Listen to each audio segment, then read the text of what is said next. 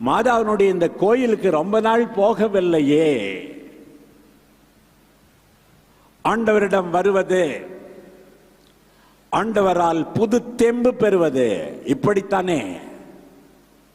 ஆண்டவர் இல்லாமல், உறவுகள் இல்லாமல் பல நேரங்களிலே அக்கறை இல்லாமல் இருந்து விடலாம்.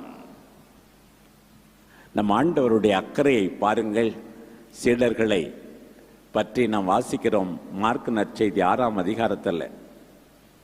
என்னோடு வந்து சற்றே இளைப்பாருங்கள், ஏனென்றால் அவர்களுக்கு உண்பதற்கு கூட நேரம் கிடைக்கவில்லையாம். பாருங்கள் அந்த தாய் உள்ளத்தை பாருங்கள்.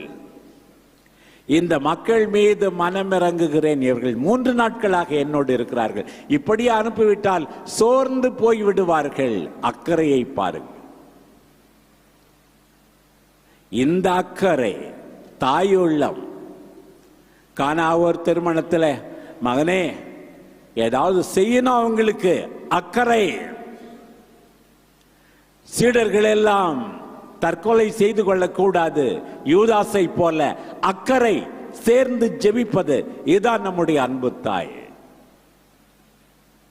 பிரியமானவர்களே, பயணிப்போம், உடனிருப்போம், நன்கு உழைப்போம், வியப்புறுவோம், பாராட்டுவோம், அக்கறை கொள்வோம், நம் அன்பு தாயை பிரதிபலிப்போம். ஆமேன்.